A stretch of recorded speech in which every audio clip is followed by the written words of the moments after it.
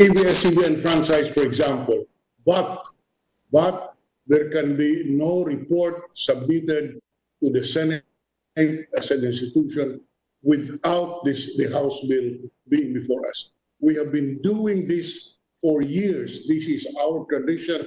This is our precedent. The budget is heard by the Senate as early as August, even before the House could approve their version. Technically, that bill is also supposed to originate from the House, but we do conduct hearings and we do not report out the budget until the House bill is before us. I think that's very clear. So I don't think that we should tarry any further on this issue. Thank you, Mr. Chair. Mr. Chairman. Senator Zubiri is recognized. Thank you, Mr. Chairman. I totally agree with the position taken by the Minority Floor Leader.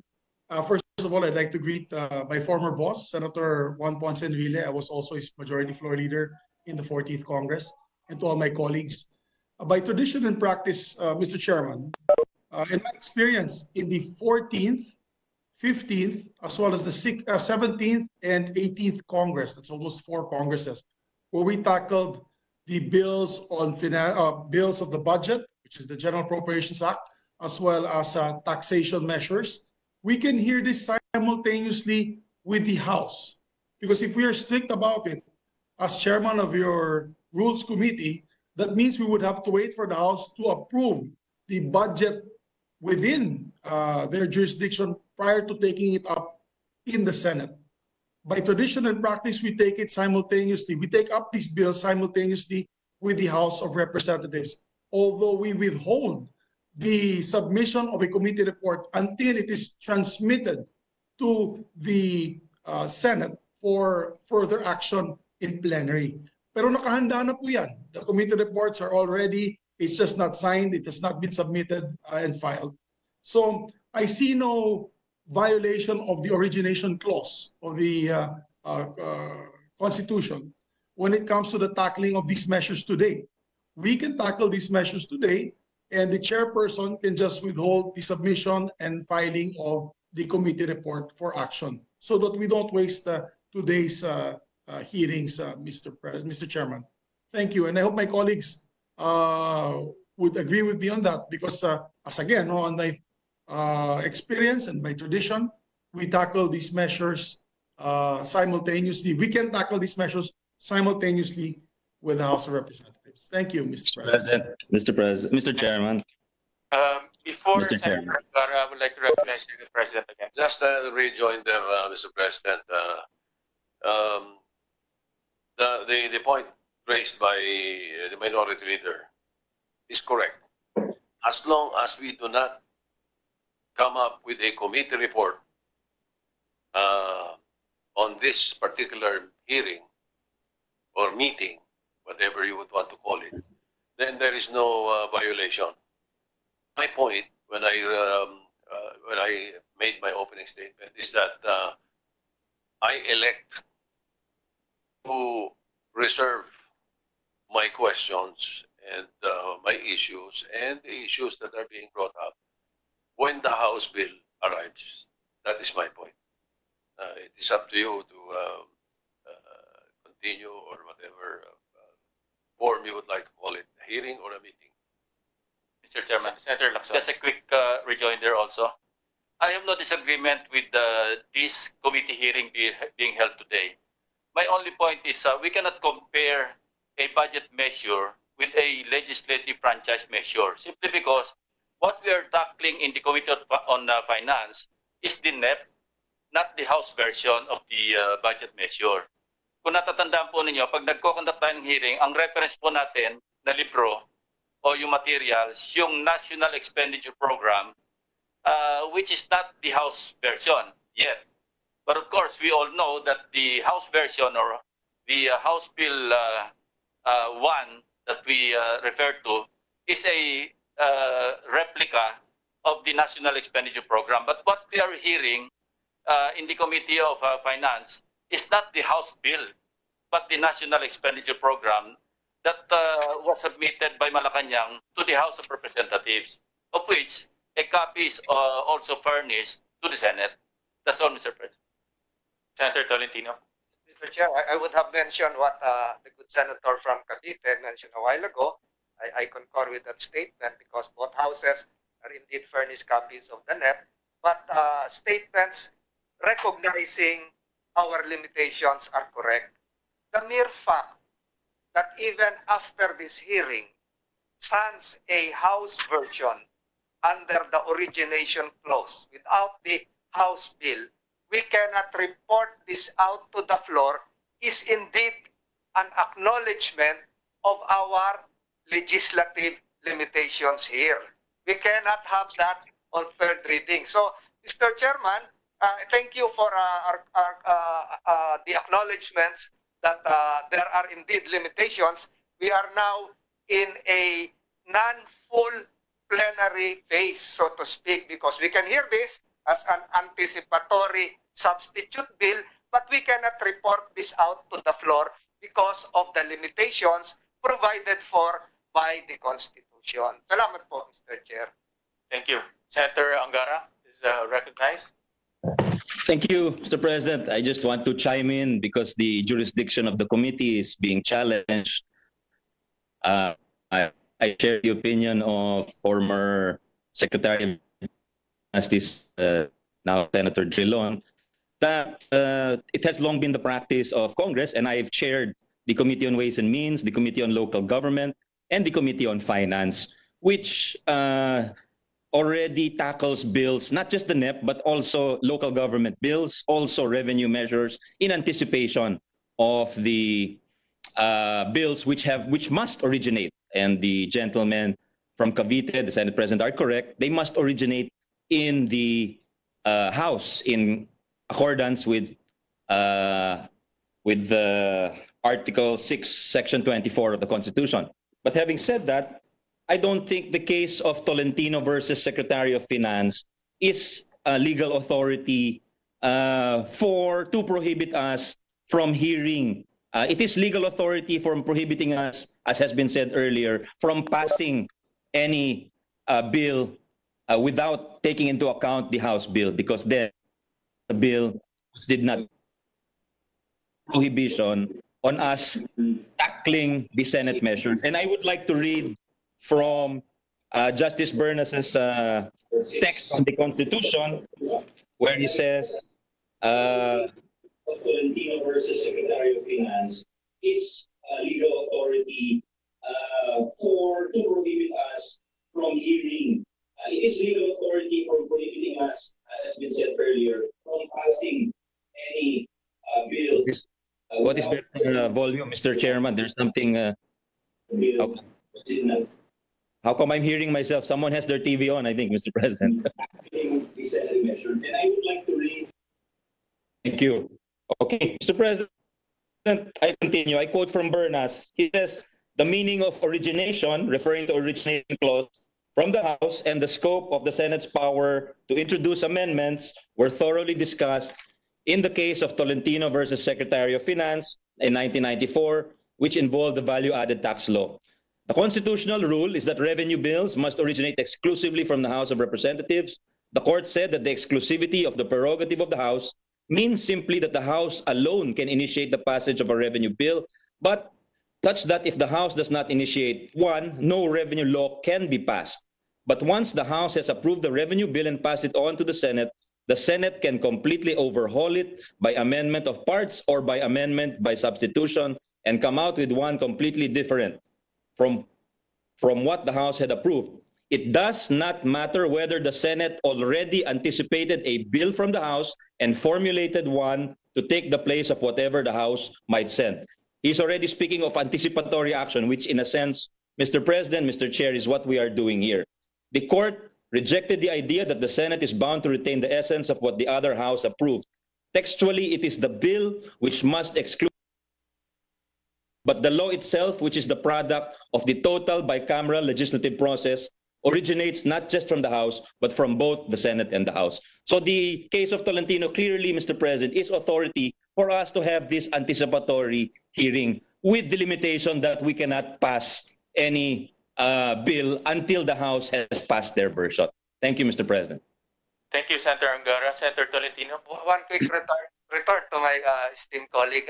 Mr. Chairman, ang sinabi ko po kanina ay yung Tolentino versus Secretary of Finance and even the Alvarez versus Gingona case, iba po yung factual setting. Doon po sa kanila, nakarating po sa first reading yung House version. Kaya na-hear po ng committee. Dito po sa atin, hindi pa po natatransmit officially yung Senate, yung House Bill 6732. Yun po yung pagkakaiba. But I have no questions relative to the Tolentino case and the Alvarez case. Iba lang po yung factual settings po noon, Mr. Chairman. Salamat po, Senator Angara. Mr. Chairman, even then, with due respect to my fraternal brother, nobody here is saying that we are prohibiting the hearing or the committee. Nobody is challenging it. We're just like in my case, I'm saying saying that because of what happened in the House of Representatives, I am not going to ask these questions that I wanted to bring up, as far as issues are concerned. But you can go on with the hearing. There is no challenge. There is nobody using the word prohibit. Baka yun ang pick upin ng mga islant na naman ng kung ano-ano ng ibang tao eh. Di ba? Okay, we just place that on record. Thank you, Senate President, for clarifying that. Because of the time limitation of our session days and because of the urgency to the pandemic that's happening in our country, this committee deemed it necessary to have preliminary hearings. But the preliminary hearings will not yield to a committee report. In fact, we will be awaiting for the transmittal of the official version of the House version, hopefully by today. It was supposed to be transmitted yesterday as the information was cascaded to this representation. However, due to unforeseen circumstances, it was delayed. So with that, we deemed it necessary to already pursue a preliminary discussion on a potential provisional franchise, issues surrounding a shorter-term franchise, and we invited legal luminaries and experts who could shed light and history, for that matter, on the said matter. With that, again, we will, at the end of the preliminary hearing, we will not be issuing a committee report. This is purely anticipatory, exploratory, as well as clarificatory. And we will be discussing issues that can potentially arise during the transmittal of the House version. Definitely, with the statement of the Senate President, we will be conducting another hearing. As the members well know, to conduct a hearing, we have a 3-day rule. That's why with this very limited time frame, 8 days for that matter, we are anticipating every single step so that we will catch the end of the session timetable, which is June 3, the last day of session. So with that, Mr. President, with the kind indulgence again of the members, I would like to pursue the hearing proper. I would like to request the resource person to give us their opinion. We will start with the special request of the Senate President. The Senate President made a special request to invite former Senator Juan Ponce Enrile and Father Ranilio Aquino to join us today and to participate in our discussion. With that, we will recognize Senator Juan Ponce Enrile for his discussions. Thank you, Mr. Chairman. Senator Sherwin Gatchalian, thank you for inviting me in this discussion. Now, my position is the franchise of ABS-CBN is a law. And that law describes the privileges, the businesses, the activities, and the powers that the franchisee can exercise. And that law also circumscribes or establishes the limiting date when the privilege can be exercised by the grantee. In the case of ABS-CBN, the law says your privilege to engage in the business of mass media broadcasting will end on May 4, 2020, period. It cannot go beyond that, and everything must stop. Congress must exercise the power of legislation either to terminate it really as it has been terminated by the law itself or extend it. No other power in our government has the right to extend it a minute or a second. The law must be obeyed, the Constitution must be enforced against anybody in this country. Thank you.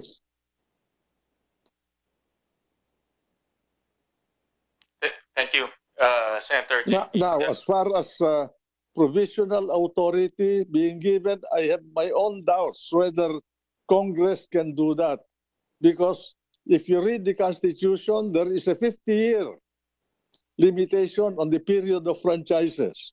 If you grant an extension, how are you going to treat that extension with respect to the period established by the Constitution with regard to the length of any franchise here? In fact, ABS-CBN has been the oldest broadcast medium in the country. It started with Alto Broadcasting Station, which was given to Tony Quirino during the time of President Quirino. Then it was taken over by the Lopezes. And the Lopezes had the Chronicle Broadcasting Network. That is why you have ABS-CBN. More than these things, these three stations have been more than 50 years. They've been extended now and then. Now it expired again, and it's being extended. It's up to Congress to extend it or not, and that is why we are in this very complex situation. And it is complicated by the fact that there is a pending case in the Supreme Court, which I think must be considered by Congress in acting on this, because although we have the principle of separation of powers between the three departments of government, the Constitution also requires that they must be coordinated so that they will not clash. And I think it's a matter of respect for the Supreme Court, for Congress to recognize that there's a pending case which must be decided first, because if the Supreme Court will decide the case before it adversely to ABS-CBN, what will happen to the legislative action of Congress granting a new franchise to ABS-CBN? Thank you. Thank you. Thank you, Senator Juan Ponce Enrile. Senator, you mentioned earlier that you have doubts on this provisional franchise. Can you elaborate further on those doubts? There must be a certain degree of permanence of any legislative action. It cannot be ad hoc. You are not a delegated power like NTC that you can exercise quasi-judicial power or quasi-legislative power through rulemaking power that Congress delegates to you. Congress must enact a law, and that law must be complete in every respect. If you can grant, if Congress can grant a temporary franchise, what is the impelling or compelling reason for Congress not to grant a permanent franchise with a reasonable period of 25 years?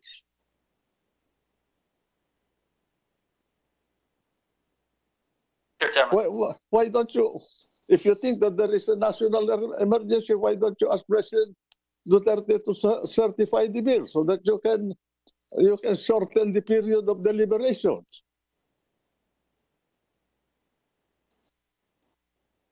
Mr. Chairman, for Senator former Senate President Enrile, it is your opinion, sir, that a provisional franchise may not be compliant with the provision of the Constitution on Congress having the power to grant legislative franchise. What if, because there's existing jurisprudence that the Senate, once it is transmitted to us, meaning the legislative franchise, we can even amend the House version or the House bill in its entirety. So what if they transmit to us House Bill 6732, granting a temporary or provisional franchise to ABS-CBN, and yet the Senate has decided, as a body, has decided to amend the provisional franchise to make it as a full-time 25-year legislative franchise. I think it can be done, Mr. Senate President, and I would like to get your opinion if that is legally feasible or possible, Mr. Senate President. Thank you. Thank you, Senator Lacson. When the bill passes the House of Representatives and it gets into the jurisdiction of the Senate can overturn it. It can do anything it wants about it.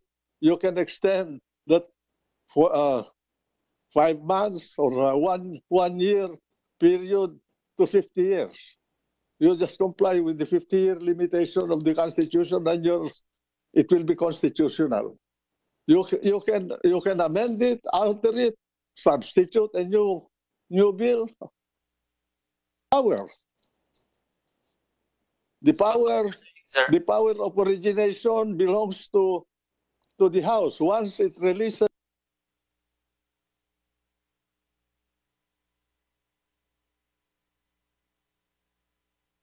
the Senate, then you can do anything with that bill, and whatever is the difference between the House version and the Senate version will be tackled in a conference committee if you agree. If you don't agree, there's no bill. And this president can veto or approve the bill that will be agreed upon by the two houses. That's the principle of separation of powers and the balancing powers between the House and the Senate.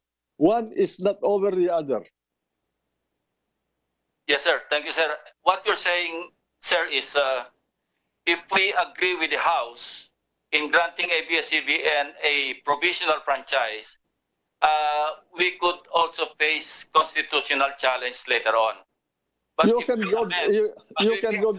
6732 and grant ABS-CBN a permanent legislative franchise, then it's perfectly okay. Yes, that's perfectly okay. Thank you, sir. I'm sure the Supreme Court will sustain that. Thank you, Senator Juan Ponce Enrile. Senator,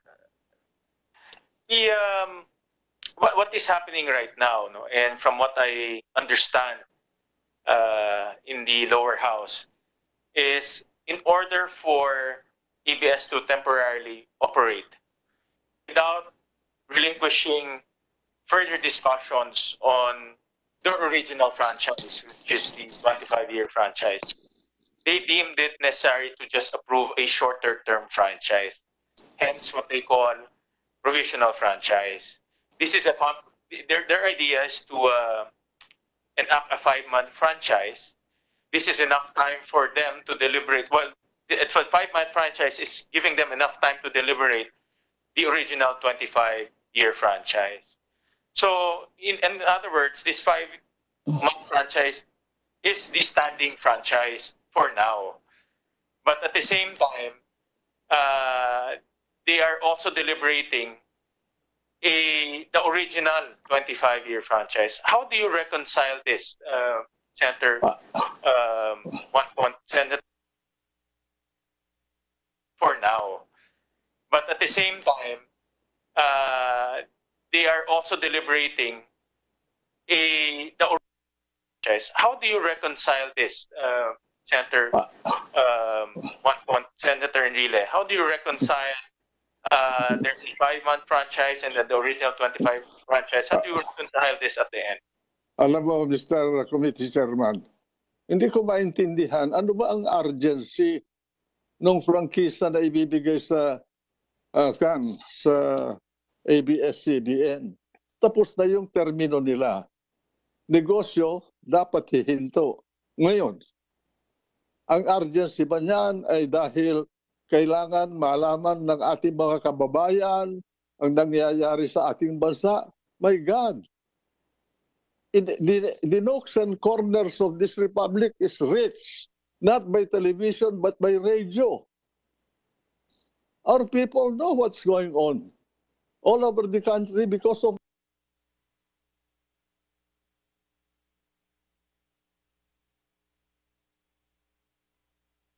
or the government station or all the other TV stations.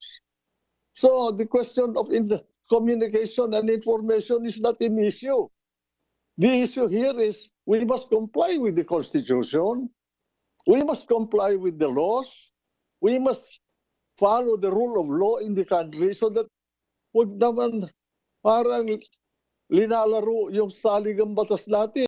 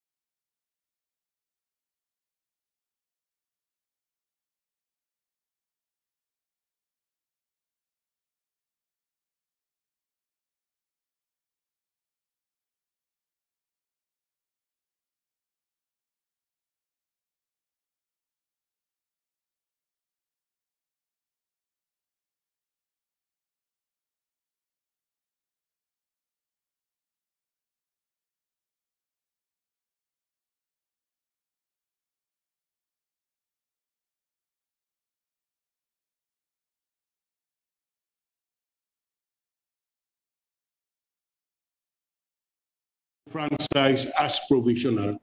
I wish to point out that the House bill, as presently crafted under the House Bill 6732, there is nothing in the body of the law which says that it is a provisional franchise. In Section 1 defines the nature and scope of the franchise. Nothing there indicates that it's a provisional. Number 2, on the term of the franchise, it simply says shall remain in effect until October 31, 2020. Now, it is mentioned in the explanatory note, but the governing portion of the bill, if it becomes law, is the body of the law, not the explanatory note. But even if the explanatory note is argued to be part of the interpretation of the law, to me, it doesn't depart from the fact that the Congress has plenary powers over the franchise, and the fact that it is characterized as provisional does not run afoul with the constitutional power, constitutional plenary power of Congress to grant a franchise. It can impose conditions. Congress can impose conditions because it is an exercise of the sovereign power of the people to grant the franchise. It can impose conditions on the franchise. That cannot be questioned. Insofar as the urgency is concerned, Mr. President, it is our respectful submission that it is addressed to the wisdom of Congress, whether or not the issue is urgent, but that has not gotten to. But insofar as the Constitution is concerned, that is not an issue. As I would repeat, the matter of urgency is a policy issue addressed to the better judgment and the good judgment of Congress. Thank you very much, Mr. President. Mr. Chairman, just a quick retort, if I may. With all due respect to Senator Drilon, to the distinguished minority leader, the description that he made on the body of the bill is at best an assumption because we do not know yet what will come out of the House of Representatives. They're still in the period of interpellation, and probably today they will introduce amendments. So we do not know yet the final form of House Bill 6732. So that's only the point I want to raise, Mr. Chairman. Thank you. Thank you. With that, we'd like to recognize Father Aquino. Father, are you there?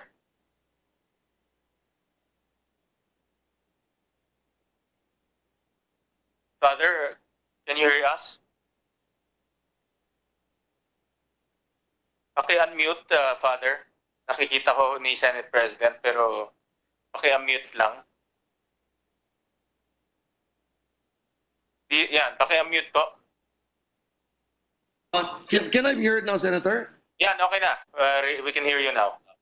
Okay. Good morning to the members of Senate, and I wish to express my gratitude to Senator Win Gatchalian, who graciously invited me to be present today. He has been very helpful to the Cagayan State University, of which I am Vice President, aside from my duties to the Graduate School of Law of San Beda University, of which I am the Dean. Senator Gatchalian made me understand that I was to address myself to two issues. First, whether a provisional franchise is constitutional, and second, whether a measure can be passed by the House of Representatives on readings held on the same day. I think it is now settled once and for all that a legislative franchise is necessary. This was laid down very clearly by the Supreme Court in Associated Communications versus National Telecommunications Commission in 2003 in a ponencia written by one of the resource speakers today, whom I revere very much, former Chief Justice Renato Puno. As correctly mentioned by former Senate President Franklin Drilon, aside from the capitalization requirement Article 12, Section 11 requires only that first, the franchise be non-exclusive. Second, that it should not exceed 50 years. Third, that it should be subject to repeal, alteration, or amendment by Congress. I repeat, Your Honors, there are only 3 constitutional requirements aside from the capitalization requirement. First, the franchise should not be exclusive. Second, it should not exceed 50 years. Third, it should be subject to repeal, alteration, or amendment by Congress. I wish to make clear that I am making these remarks in answer to a legal question without any specifications as to what kind of bill may emanate later on or now from the lower house. Textually, therefore, there should be no objection to the grant of a franchise characterized as provisional with a lifespan of a few days or a few months. While I ask with Senator Enrile, another person whom I deeply admire and revere, why we must still tarry with a provisional franchise, if Congress is so minded to pass a provisional franchise, there can be no textual objection to a provisional franchise with a lifespan of a few days or a few months. The power of the legislature to grant a provisional franchise is, as already mentioned, plenary.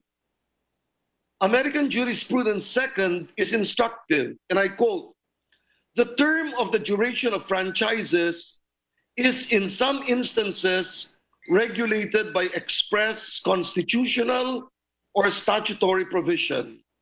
In some states, they may be granted only for terms of years.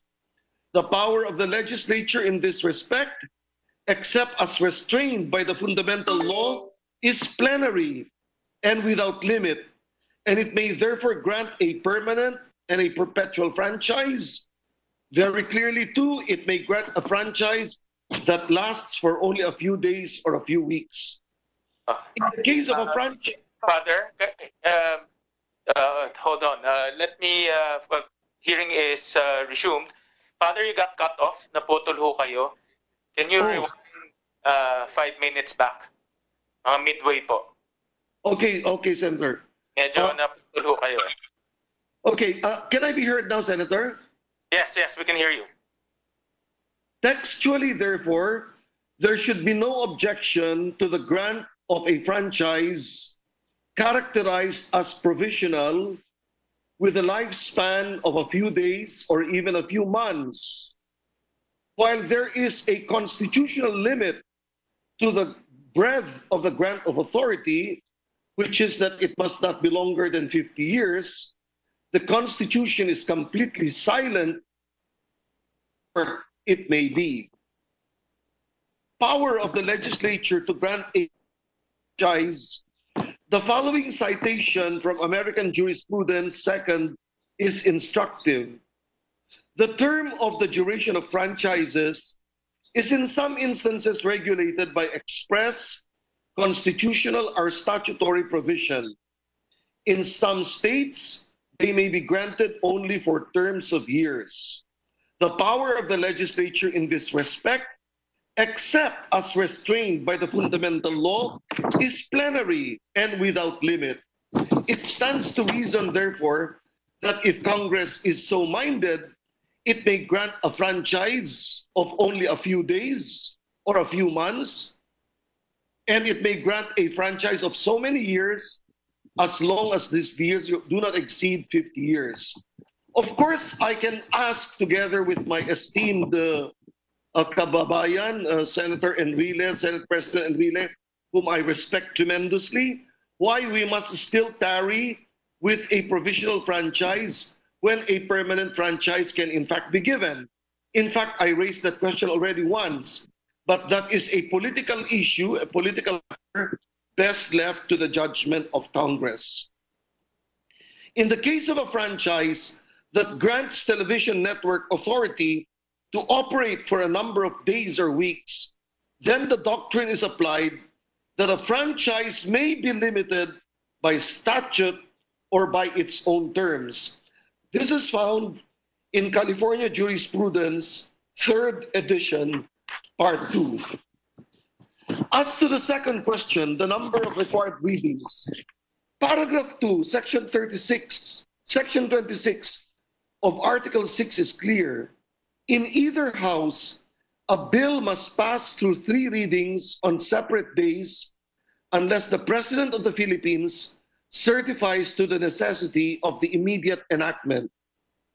While intercameral courtesy might incline the Senate to refrain from inquiring into the regularity of proceedings in the House of Representatives, this applies only when no constitutional requirement is in issue. Because where a constitutional issue is raised, as the question of the number of readings on separate days, then not only does it behoove the Senate to inquire into the due passage of the bill in the House of Representatives, judicial inquiry will also lie and cannot be foreclosed by the doctrine of the enrolled bill. In a book entitled Legislative Law and Process, Jack Davis cites the requirement of 3 readings, each on a separate day, as basis for looking into the journals of the chamber concerned to check if the requirement was met. Obviously, it must first be inquired whether there was a presidential certification of urgency. If there was, conflating readings and passage to only 1 day would be no problem at all. If there was no such certification, then the presumption of regularity of proceedings would still lie in favor of the House of Representatives. Only if the House itself would admit that it did not follow the 3 separate days rule would the Senate be justified in faulting the bill brought before it. Otherwise, the burden of proof would be with the Senate to establish violation of the requirements of the Constitution. Thank you, Your Honors. Thank you, Father. Let me also recognize Senator Hontiveros. She's raising her hand. Thank you, Mr. Chairman. Actually, kanina sana, after former Senate President Enrile, gusto ko lang sabihin na I couldn't agree more dun sa punto nila na what is preventing us from deliberating on, deciding upon, and approving the grant of franchise to ABS-CBN. And I have some ideas what has taken us so long. But the situation is, andito tayo sa ngayon, and we have before us Senate bills on so-called provisional franchises to ABS-CBN. So I just wanted to affirm, Mr. Chairman, that I appreciate na idinadaos natin ang hearing na ito dahil habang lumalampas na sa 3 buwan na ipinangako ng executives ng ABS-CBN sa kanilang mga empleyado na tuloy pa rin yung kanilang sweldo, benepisyo, walang matatanggal sa trabaho, habang humahaba yung panahon na ayon sa ABS-CBN, 30 hanggang 35 milyong piso kada araw ang nawawala sa kanilang kita simula nang ipatigil ng National Telecommunications Commission ang operasyon nila. Habang tumatagal yung panahong ito, ano ang pwedeng mangyari? And a big question is also, where will the potentially laid off employees go? Nasa gitna tayo ng isang pandemya, Mr. Chair, at hindi na natin kakayanin kapag nadagdagan pa ang mga manggagawang mawawala ng trabaho at kabuhayan. At ang punot dulo nito, yun na nga pong prangkisang nawala ng visa. And since, as various colleagues have said, this is ultimately a legislative question, it is we, members of Congress, who can immediately and effectively solve this problem. And because if we let this case continue to go unresolved, we're not only depriving the Filipino people of timely and accurate information. And on that point, Mr. Chairman, with all due respect, I disagree with the good former Senate President. That is in fact part of the urgency of this question. Dahil nga sa panahon ng pandemic, we need more not fewer, channels of information and news to the people, including ABS-CBN, which accounts for more than 40% of audience share. News and information to the people kung papaano makakasurvive sa pandemic at kung papaano makakaraos sa kinakailangang quarantine. In addition to that, if we don't resolve this issue, Mr. Chairman, we would be pulling the plug on the livelihood of the network's 11,000 plus employees and their families. So just that affirmation, Mr. Chair, of appreciation that we are conducting this hearing. And also finally, because as we proceed, I would like to raise questions and for the proper time, possible proposed amendments towards a pro-worker franchise of ABS-CBN. Salamat, Mr. Chairman. Thank you, Senator Antiveros. I have some questions for Father Aquino, but we want to first hear Chief Justice Puno, who graciously acceded to our invitation. In fact, I've heard him over the radio discuss in length some concepts related to ABS-CBN. And thank you very much, Chief Justice, for your attendance, and I'd like to recognize you to give your opinion and some of your discussions related to the matter. Chief Justice? CJ, are you there?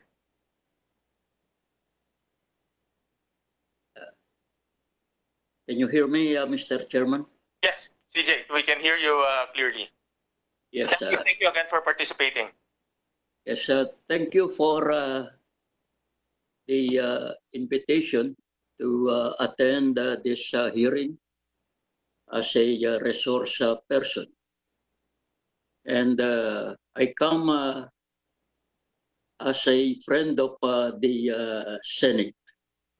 I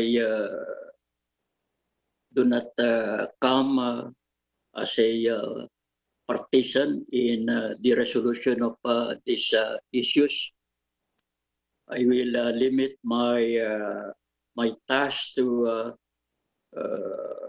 isolating and clarifying the different constitutional issues that confront the Senate in its effort to consider the grant of a provisional authority to ABS-CBN. I would not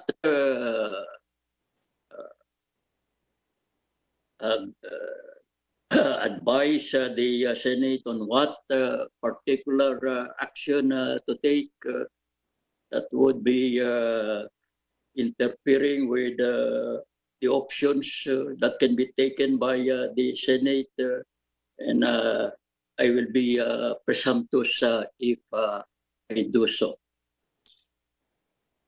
Having said that prefatory, listening to the various comments of the senators, the legal issues that confront the Senate in this endeavor are so many, and I really would not know how to start. But let me first react to the expert opinion of Father Aquino. The first question that he tackled is whether Congress has the power to give a provisional authority to operate to ABS-CBN by means of a law. I join the opinion of Father Aquino that indeed the Senate has this power, together with the House of Representatives, to grant this provisional authority. And this is a very basic issue that has been settled in constitutional law and jurisprudence. And let me just read the opinion of Cooley on constitutional limitations.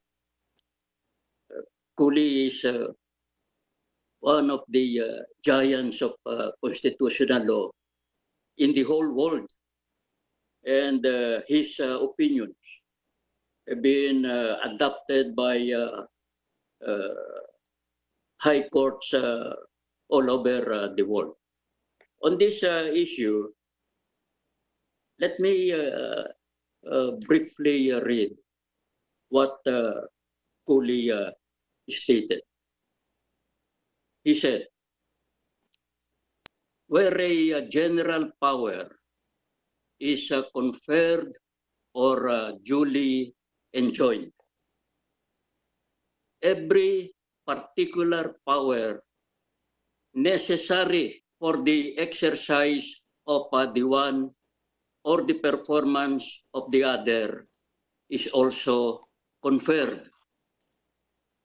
This is necessary for a constitution from its very nature cannot enter into a minute specification of all the minor powers naturally and obviously included in it and flowing from the great and important ones which are expressly granted. The implication under this rule must, however, be necessary and not merely conjectural or argumentative. It is given, and Senator Drilon has well articulated, that what is involved here is the power to legislate, to grant a franchise by means of a law. And the power to legislate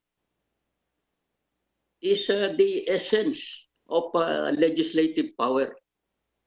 And this is granted to Congress by virtue of our separation of powers. The submission, therefore, and this is the view of Cooley and Black, adopted almost by all the courts in the world, is that when you have the grant of a general power, that will include the grant of all powers that are necessary, proper, and incidental to the grant of the general power. The general power here granted is the power to enact laws and all other necessary powers, all incidental powers, to make effective the exercise of the power to legislate. All that power should be granted to Congress. And this view of Cooley, of Black, have been adopted by our Supreme Court. Well, I can furnish the Senate with the cases where this doctrine has been adopted by the High Court.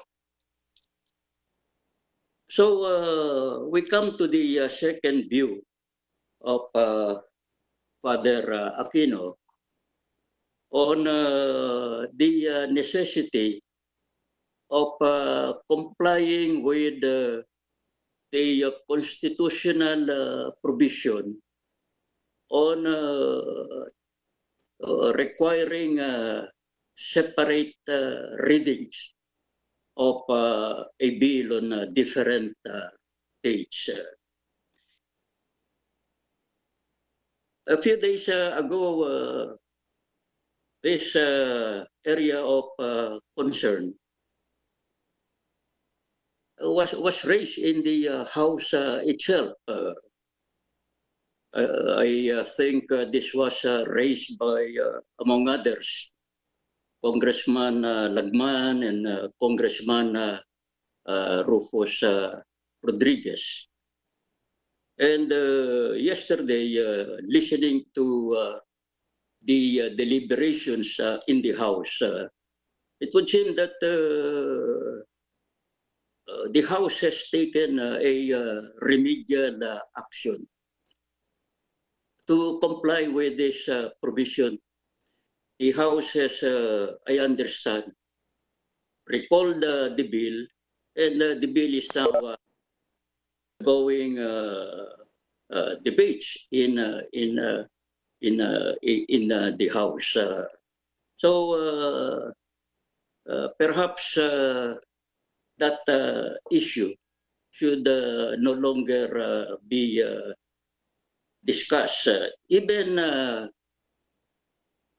submitting the thesis that indeed that should have been followed by the House of Representatives. The House should have followed that because that is a provision that is mandatory in character. It is not merely directory in nature, in the sense that the House can or has the option not to follow it. All provisions of the Constitution in general are considered as mandatory in nature.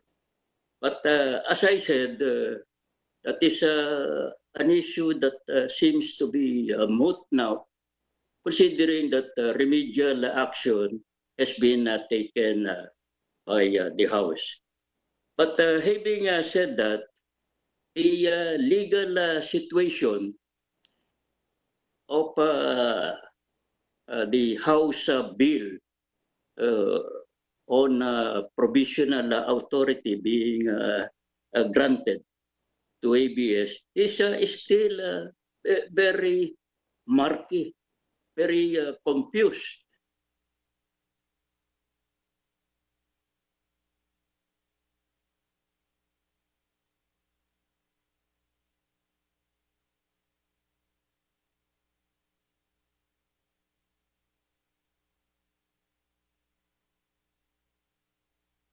A work in progress.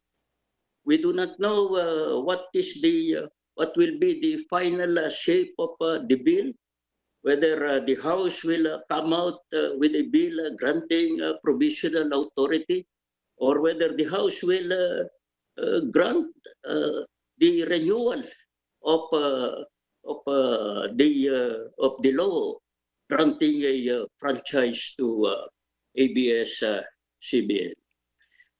These are important facts to consider. Why? Because of Article 6, Section 24 of the Constitution.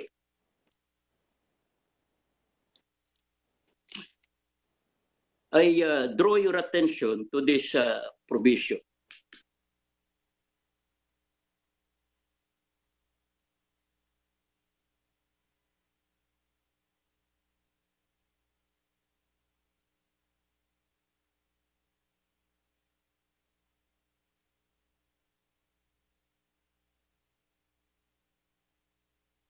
But the Senate may propose or concur with amendments. You look closely at this provision. It has two important parts. The first part provides that private bills, among others, shall originate exclusively in the House of Representatives. And the second part provides that the Senate may propose or concur with amendments. So the first part would demand a proper understanding of the word originate. And the second part would call for a proper understanding of the extent of the powers of the Senate to propose or concur with amendments on bills that exclusively originate from the House of Representatives. I think there has been a lot of discussion on the meaning of the word originate, a lot of discussion also with respect to the parameters of power of the Senate to propose or concur with amendments on bills originating from the House. And reference has been made to the case of Tolentino versus Secretary of Finance. Indeed, that was a decision promulgated by the Supreme Court, if I remember, way back in 1996. And 1995 or 1996. Anyway, I was a member of the court at that time when that decision was promulgated. Let me say that that case indeed discuss the meaning of the word originate. And according to the ponente of the decision, Mr. Associate is Vicente Mendoza, originate means initiate. So his thinking is that if there is already a move on the part of any member of the House to initiate a bill, a local bill or a private bill, then the powers of the Senate to propose or to concur with amendments already kicks in. However, that viewpoint of Mr. Justice Mendoza garnered only the full concurrence of about 3 or 4 members of the Supreme Court. In other words, we cannot call it a doctrine because it did not gather a majority vote of the 15 members of the court. In fact, several separate opinions were written by, among others, the Chief Justice at that time, Chief Justice Narbasa, Justice Cruz, Justice Regalado, Justice Padilla, Justice Feliciano, and others, where they did not agree with the interpretation made by Mr. Justice Mendoza that the word originate merely means initiate. Let me read, for instance, the opinion, the separate opinion of Chief Justice Narbasa on the meaning of originate. And this is what he said. Origination should have no reference to the time of conception, but to the affirmative act which effectively puts the bicameral legislative procedure in motion. That is the transmission by one chamber to the other of a bill for its adoption. And I think this was the point being raised by some members of the Senate, particularly Senator Francis Tolentino. My point is that the meaning of the word origination is not that clear, even given the interpretation made by Mr. Justice Mendoza in the Tolentino case. In fact, all the members of the court who participated in that decision have long been retired. They are all out. And 9 of them are already dead.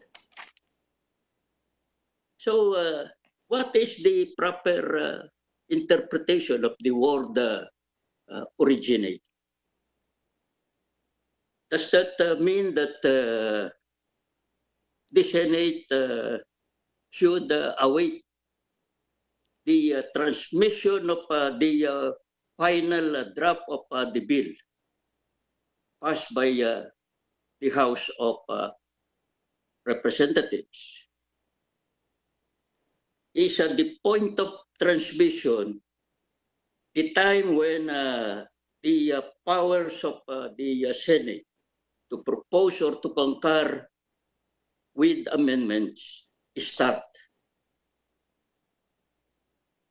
That is a question that the Senate has to consider.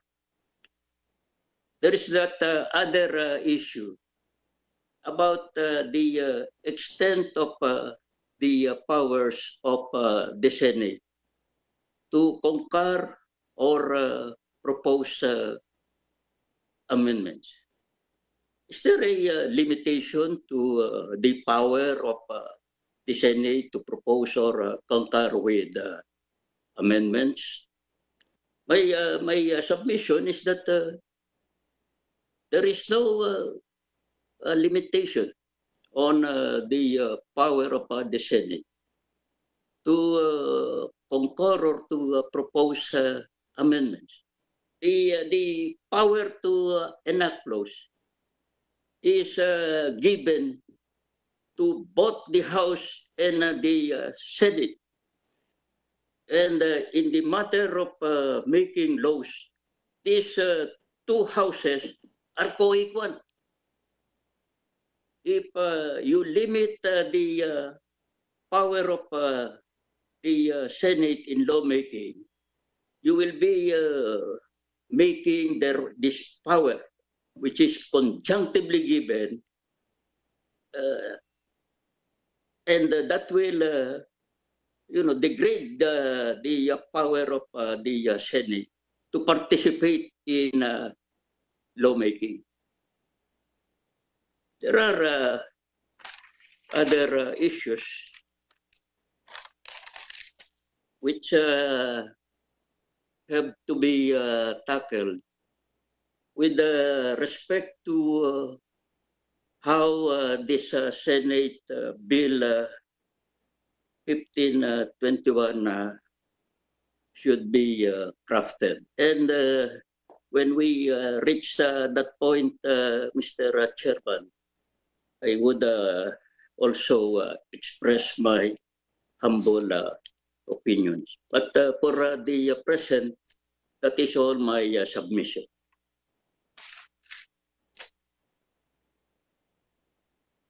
Thank you, Chief Justice Puno. And before we recognize Senator Tolentino, let me greet you a belated happy birthday. And you turned 80 years old last Sunday in the midst of COVID. Let me recognize Senator Tolentino. Mr. Chief Justice, just one clarificatory question. You probably might have skipped the origination, initiation, that would definition that would trigger a Senate action, Mr. Chief Justice. If you may clarify that again. Well, personally, insofar as origination clause is concerned. Thank you, Mr. Chief Justice. Yes, well, personally, and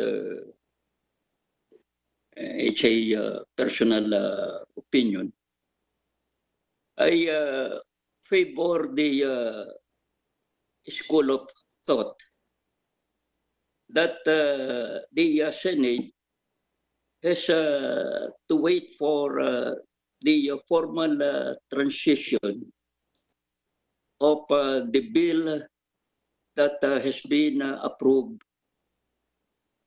by the House. To me, there is a great value for the House to await the transition of the bill coming from the House of Representatives. Obviously, there is a high purpose for the Constitution to make this sequence of acts and events. We all know that on the matter of bills of local application, private bills, the primary consideration should be given to the deliberations in the House of Representatives. And the reason for that is that the representatives from the House represent a distinct viewpoint, a viewpoint that comes from the districts that they are representing. This value would be lost if the Senate does not await the final form of the bill that would be enacted by the House of Representatives. Well, of course, some senators say that the practice is different. The Senate can take some preliminary steps, delay the submission of the committee report.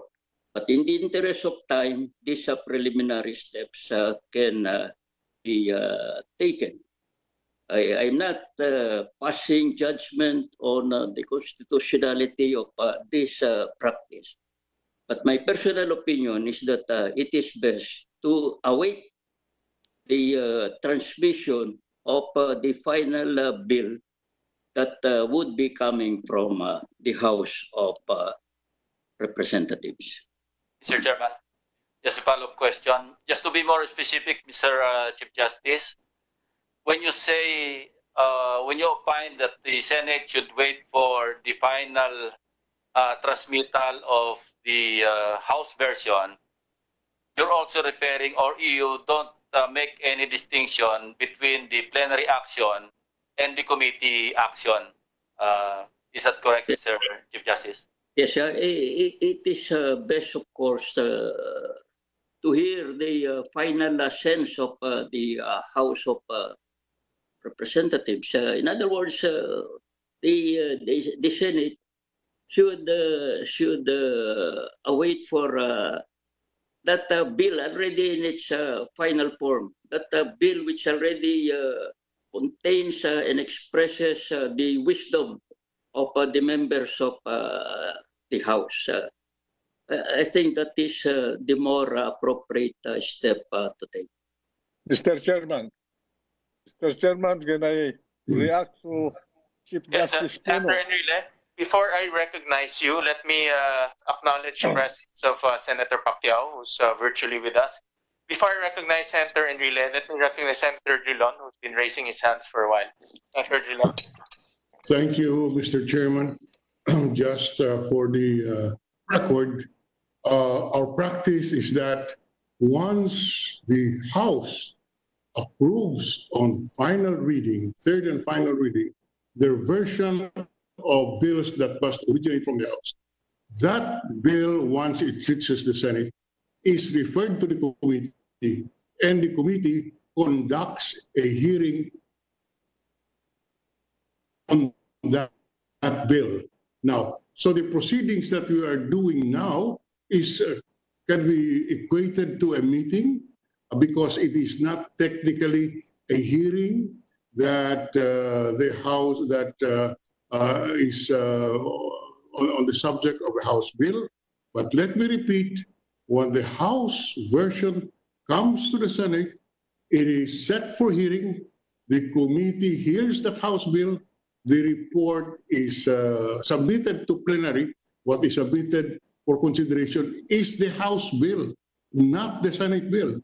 And therefore, it complies with the standard which the Chief Justice Puno has mentioned, to which I fully agree. Except that as a matter of practice, we do it. We are conscious.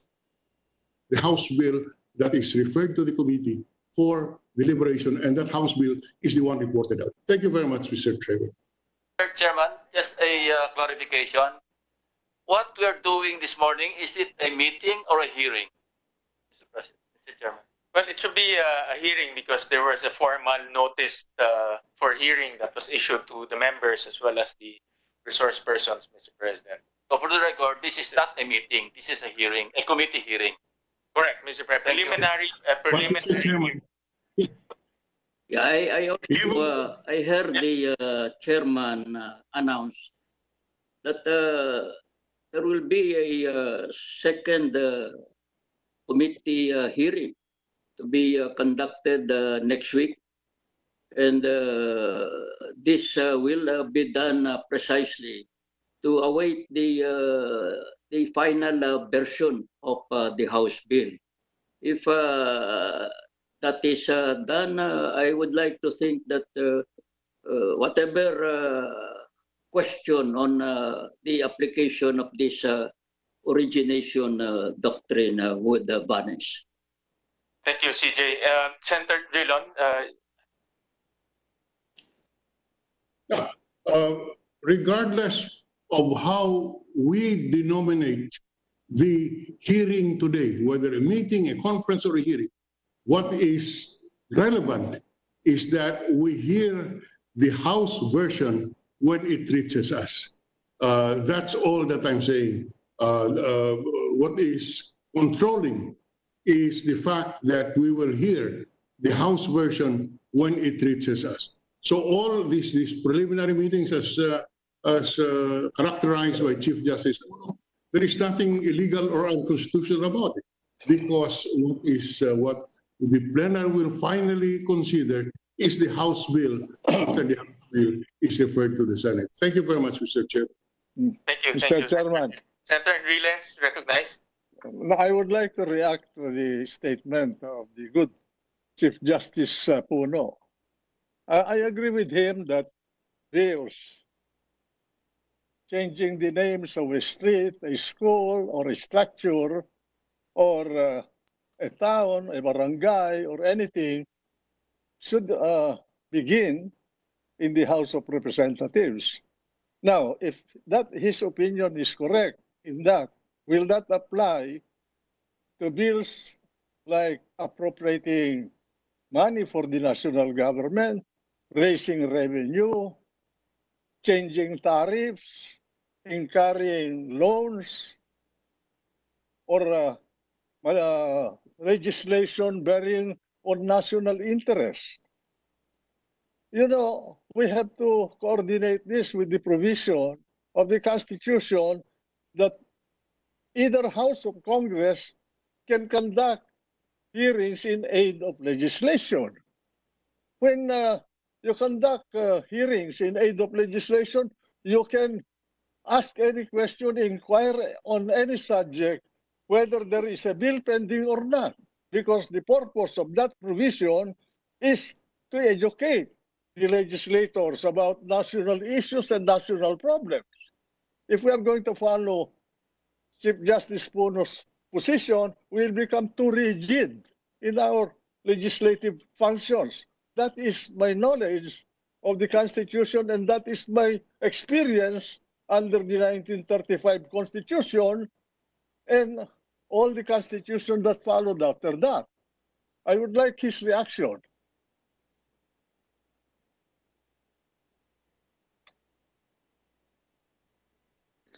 Should consider. Okay. Chief Justice, may we request your reaction, please? Yes, with due respect to former Senate President Enrile, let us bear in mind that two kinds of laws are within the power of Congress to promulgate. The first kind would refer to what we call as laws of general application. In this kind of laws, the Constitution is clear that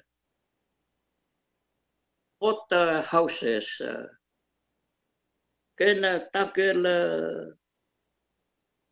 the law not in a sequential basis. Both houses can initiate the law, deliberate on the law without any restriction. But we are talking here of a special kind of a law. Laws of local application and private bills and so on. This is a different kind of a law because of the additional constitutional provision on origination. The provision of the Constitution particularly states that I just want to, Mr. Chief Justice, I'm sorry to interrupt you. I just want to let you know that revenue laws applies to the country in general. Income taxation, VAT, everything. Appropriation law applies to the nation, everything. Yes, but simply, the Constitution simply says that it must originate in the House. If your theory is correct, then will the Senate stop working and just wait there without studying the revenue laws and appropriation laws that are coming to it, or the tariff bills, or the loans that the government will be planning to incur? If you are going to restrict the sequence that you are proposing? May submission.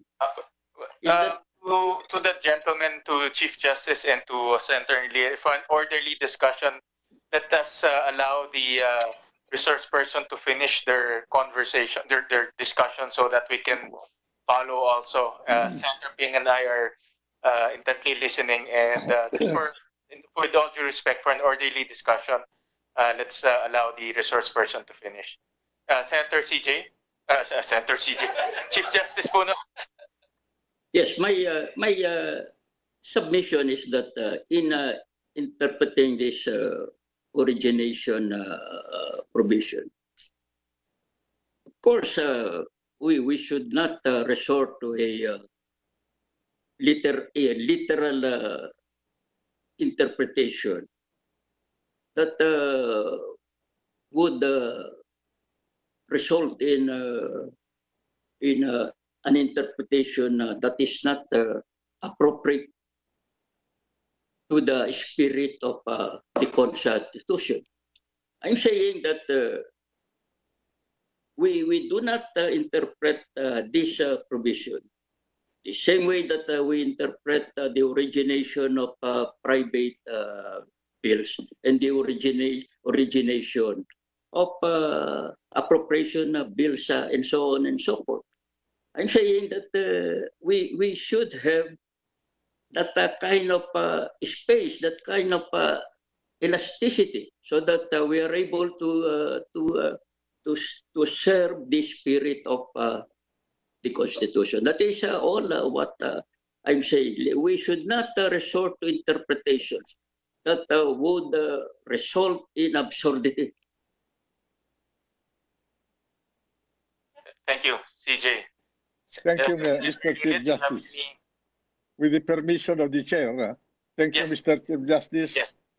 My position is that both houses of Congress, the Senate and the House of Representatives, can conduct public hearings on any subject of legislation except changing the names of barangays, of streets, and so forth. Those are private bills, or granting citizenship to a particular person. That is a private bill. But in the case of bills originating from the House, like appropriation, revenue bills, of whatever nature, tariffs, and domestic and foreign loans, both houses have plenary sessions to conduct hearings in aid of their function to legislate at any time, anywhere, without restriction. Thank you. Senator Tolentino is recognized. Yes, Mr. Chair, Just on another topic.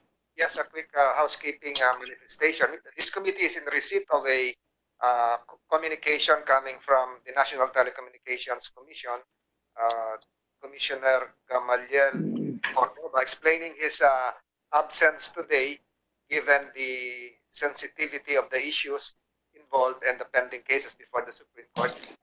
Mr. Chair, do we note and acknowledge the reasons given by Chairman Commissioner Gamaliel Cordova? Senator Tolentino, this committee has also received letters from the Office of the Solicitor General as well as the NTC, basically explaining their absence for today's hearing and invoking sub judice as their primary reason. So we recognize and we will put that into the records. Thank you, Mr. Chair. And we're also, Father Aquino is also raising his hands and he is recognized. Father, are you still there?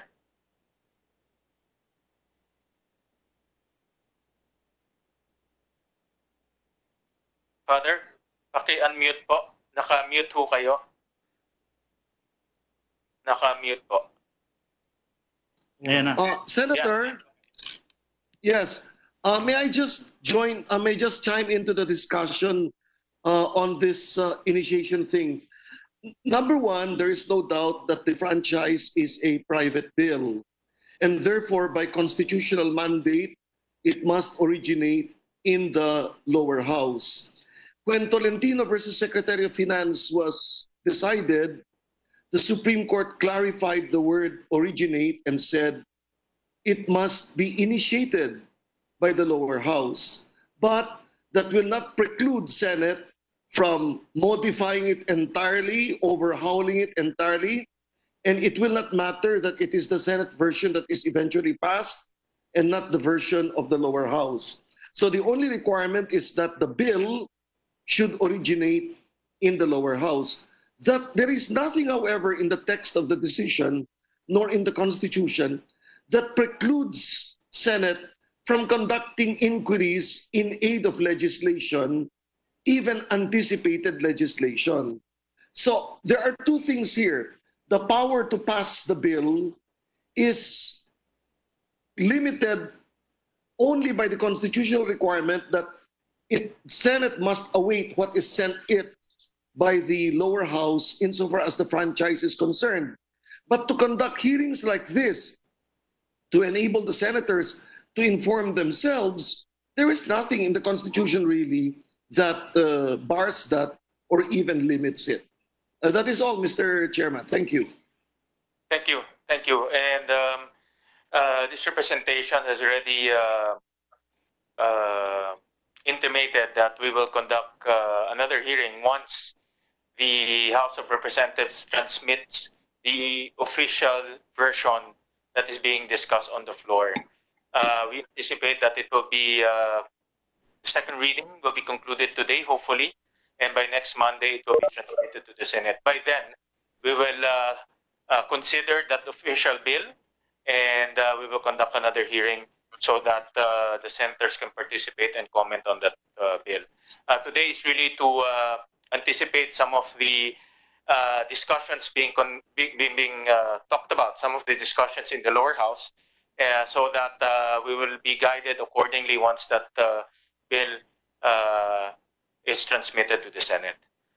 With that, I think because of that pronouncement, we can already move on from the topic of the originating clause of the Constitution and more on the not substantive, but more on the core issue of the provisional franchise. And we also invited ABS-CBN today. It's represented by the president of the ABS-CBN, Mr. Carlo Catibak.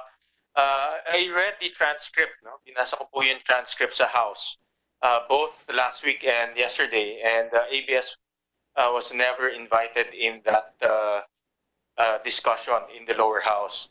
So I just want to ask ABS-CBN, what is their opinion, and will they accept this shorter term, this provisional franchise, which is termed at 5 months? Will they accept it? And what is their view on that? Mr. Chairman, thank you very much for recognizing ABS-CBN. At this point in time, our primary concern is to try and get back on the air as quickly as possible. And we leave it to Congress jointly to decide what's the best way for us to legally return to the air. But it is critical from a financial standpoint and from an employee welfare standpoint that we return, we go back on air as quickly as possible, Your Honor. If a provisional franchise until October is the quickest way to get us back on air, then we accept that, with the hopes, of course, that we continue to have hearings to grant us the 25-year franchise.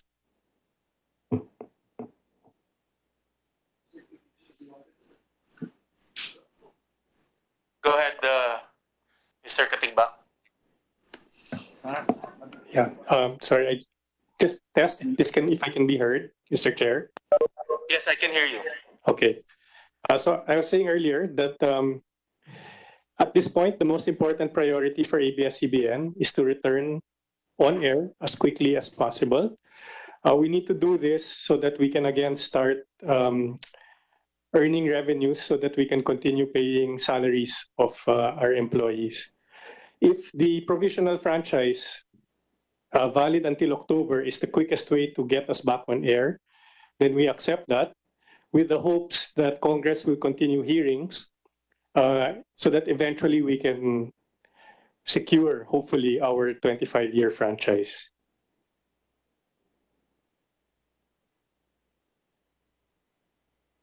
Mr. Chairman, Are you, Mr. Chairman, Mr. Katigbak? Mr. Chairman, Mr. Chairman. Yes, Senator Enrile. Well, may I intervene with the Go ahead. permission of the chair? Instead of giving a provisional franchise to ABS-CBN, why not amend the National Telecommunication Commission's authorization to grant it the power to extend, so that if the Supreme Court will make a decision, there is no collision between Congress and the Supreme Court. Why not delegate that power to the NTC, the power to give a provisional permit to the agencies under it when their charters or franchises had expired, instead of granting a very short period franchise and then it ends. And if the matter is not resolved with finality, then you will extend again. You will be tinkering with the Constitution as if it were a statute. Thank you. Thank you, Senator Thank Enrile. you. To Mr. Katigbak again, ngayon hindi kayo nag-ooperate, yung mga empleyado ninyo ay sumisweldo pa rin? Your Honor, when we were taken off the air on May 5th, we made the commitment to our employees, given the difficult economic situation following COVID-19. We made the commitment to them that we would not take away any jobs for 3 months. We continue to lose a substantial amount of money every month, Your Honor, and I'm afraid that if we cannot get back on air soon, by August, we may already have to consider beginning a retrenchment process, Your Honor, Mr. Chair. So from now till August, you have committed to your employees that they will be receiving salaries and everyone will be maintained as employed. That's right, Mr. Chair, because we decided that it would be very difficult for any employee that was laid off to find another job in this current situation. And we felt it would be very, very painful to put our employees out on the street without them having an idea as to how they could continue earning a living and continue to feed their families, Your Honor. But unfortunately, we cannot make that commitment open-ended because we are also limited by financial constraints. From an operation standpoint, if you are given a short-term 5-month franchise, can you immediately operate, or do you will need some amount of time to jumpstart your operation? With permission from Congress and an authority from the NTC, we can resume our operations immediately, Mr. Chair. Senator Tolentino. Mr. Chair, one question addressed to Mr. Katigbak, perhaps just a harbinger of the things to come. We've heard a lot of news emanating from the House that there would be a 10% fee that would accrue to the government in terms of the advertising. So we've been hearing of new things that would probably, and this is very conjectural. I'm not saying that a provisional or a franchise would be granted, but looking at our chair, Senator Gatchalian, we've been trying to wrestle on the new normal for basic education.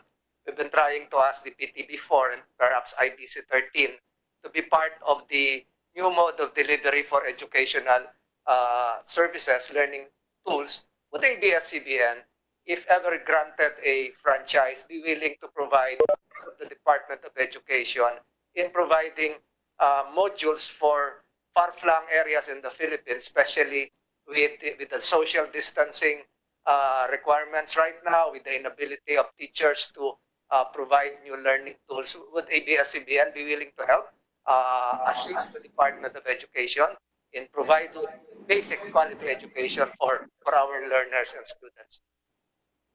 Your Honor, Mr. Chair, soon after the COVID-19 pandemic hit, our management team got together, and one of the initiatives we decided to pursue was to create a team that would focus solely on using our media assets for education and for child development. So our answer is yes, absolutely, we are willing to help the government in creating an educational program under the new normal.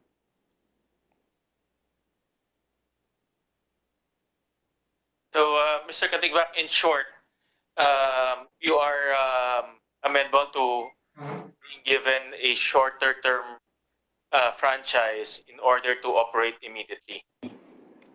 Mr. Chair, our end objective is hopefully to secure a 25-year franchise.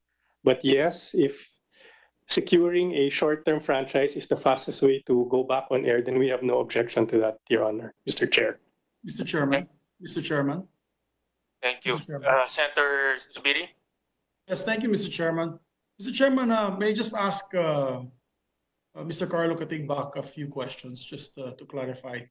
Mr. Chairman, I'd like to ask Mr. Carlo, if Mr. Katigbak, if there is a threat of you losing your frequencies due to the non-action, let's say, of Congress, if there's a delay, because I know, Mr. Chairman, coming up with a franchise renewal or even application for franchise, we know, is a very difficult process as it is already, with applying with Congress and the Senate.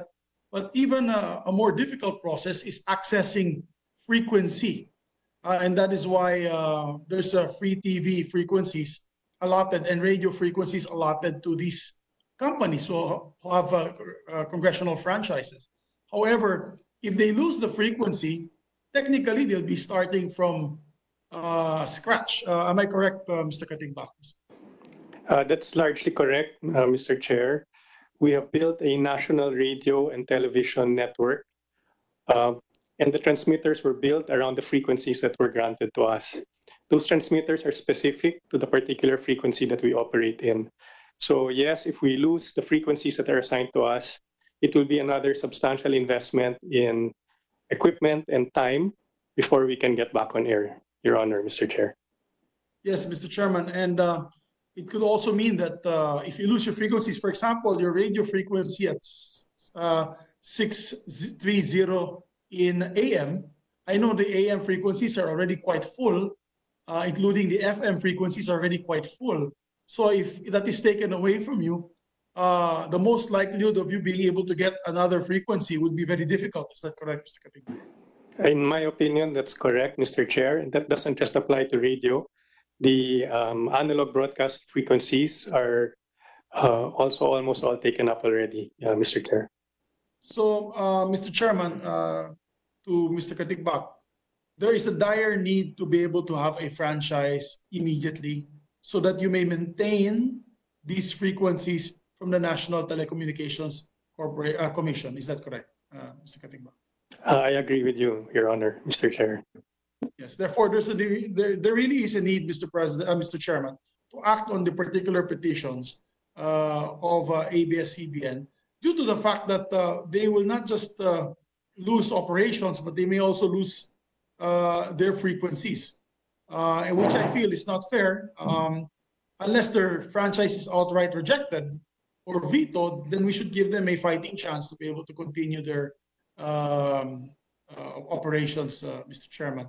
And thus, I am in the opinion that, of course, I would like to give or to grant or to move later on, once the House version is here, to grant a longer period of 25 years, which is the pro forma measure that we actually take up almost all the time. But in the due to the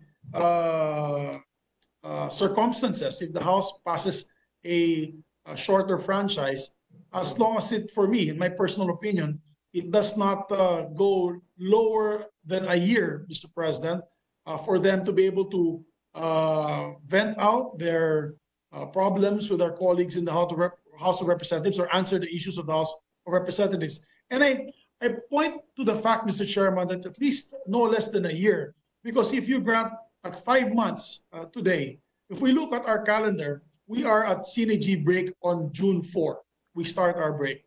And then we come back on July 27, technically for the State of the Nation address of the President. Technically, you lose a month and a half.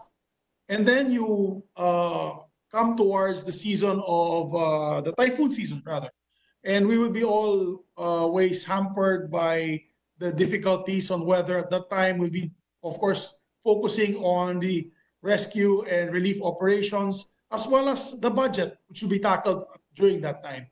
So I think in practical terms, Mr. Chairman, if the House of Representatives, and I'm just being presumptuous at this time because we don't know what the discussions will be this afternoon or tomorrow, but if they do pass a 5-month period, and I will not dwell on the word provisional, because we can call it whatever we want, and as mentioned by our distinguished luminaries, as long as it complies with 3 requisites of the Constitution, which is it has to be Filipino-owned, 60% of it, Filipino-owned and organized. Number 2, it cannot be exclusive. It shall not be exclusive. And the period is no longer than 50 years. As long as we don't go against these requisites of the Constitution and Article 12, Section 11, and we can come up with a shorter law. Case in point, the Bayanihan law that we passed recently only has a 3-month lifespan. But on my personal opinion, Mr. President, Mr. Chairman, rather, we should at least grant them a bit longer than the 5 months being required and requested, so that they have time to ventilate issues with the House of Representatives. At the same time, continue their operations, Mr. Chairman. That is my humble opinion. Thank you, Mr. Chairman. Thank you, Senator Zubiri. And that's why this measure is really quite urgent because of the limited session time that we have here in the Senate, as well as the urgency to allow ABS-CBN to broadcast and participate in the fight against COVID by giving information to our constituents. Yan po para sa akin ang pinaka-mabisa sa ngayon na malaman po ng taong bayan kung ano yung gagawin nila at anong iiwasan nila. At admittedly, there are some areas, in fact, I read some reports, areas like the mountainous areas of Quezon, some areas in Aurora. ABS-CBN is the only network, or DZMM is the only network that can reach that far because of their technology. And itong bagyong Ambola nga, dahil hindi ho sila nakakuha ng balita, hindi ho sila nakapaghanda ng mas mabilis. So there's really a sense of urgency in tackling this measure. And I was conferring with Senator Lacson earlier, the process being employed here is to give ABS-CBN a provisional franchise or a shorter-term franchise, but the original 25-year franchise will still be discussed, and the substantive issues there will still be debated and will still be discussed at the committee in the House of Representatives. So para pong mangyayari, para lang maka-operate na ho ang ABS as soon as possible, bibigyan muna ng maiksing prangkisa, pero itutuloy pa rin po yung pagrinig ng original na prangkisa. And with that, I'd like to ask our members if they have any more questions to propound. To Senator Bato. Thank you, Mr. Chairman. May I ask this question to Senator Enrile, sir?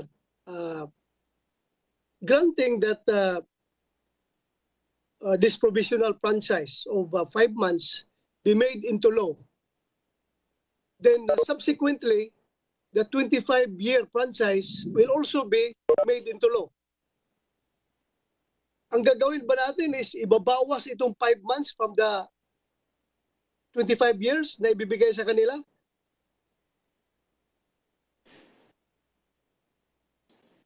Yun lang, sir, yun. Kung ibabawas ba ito, kung ma-approve itong 5 months, ibabawas ba ito sa 25 years? na ibibigay sa kanila subsequently? Magiging mahigit na ng 25 years. Or pag dinagdagan mo pa, hindi pwedeng 50 years lang. Oh. Hindi, ang problema dito, hindi ko alam kung yung 50 years na yun is the end of any grantee's right to engage in the business. Pero palagay ko naman, hindi. 50 years plus 50 years plus 50 years ad infinitum. Hindi ko alam. Only the Supreme Court can answer that question. But what I'm saying is, baka magiging parang joke na itong nangyayari sa ating saligang batas. Kung ginagawa ninyo yung Kongreso na parang administrative agency with quasi-legislative function or quasi-judicial function. Kaya sinasabi ko, mas mabuti siguro i-amend the law creating the NTC and delegate the power to grant a provisional permit or whatever it is to the expiring franchises so that Congress can perform its function to grant the normal periods for the franchises so that hindi magkakagulo na ganito. Thank you, sir. Thank you. Thank you. Mr. Chairman, Mr. Chairman. Related to what Senator De La Rosa asked, it has come to my attention that indeed the frequencies being held by networks, rainbow transmission, there is a certain limit with are we aware of is that a provision of law that you're supposed to surrender the same frequency after 50 years of continuous use? Is our resource persons aware of this?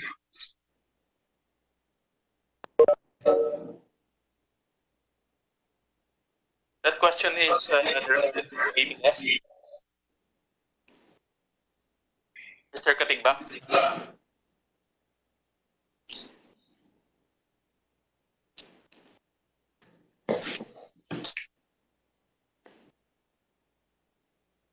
Mr. Katigbak, can you reply to the query?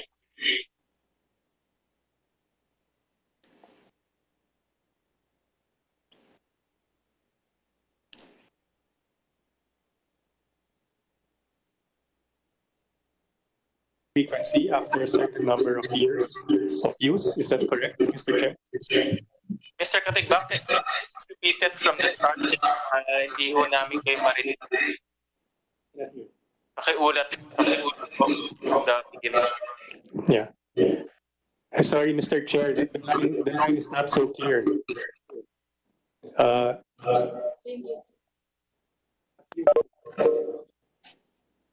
I think galing dyan sa floor yung problema ng ng audio. Yeah. Test.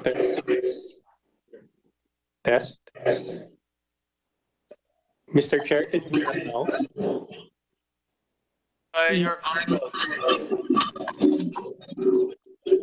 Mr. Chairman, dyan sa floor, hindi marinig yung pagpalaboy ng audio nyo dyan sa floor.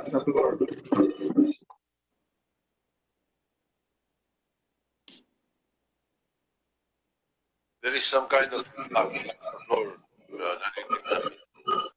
One of the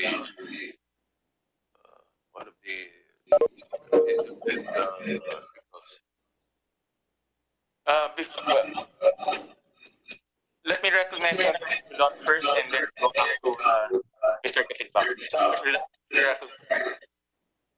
Mr. Chair, can we hear now? Mr. Chair? Yes, Mr. Katigbak. Yes.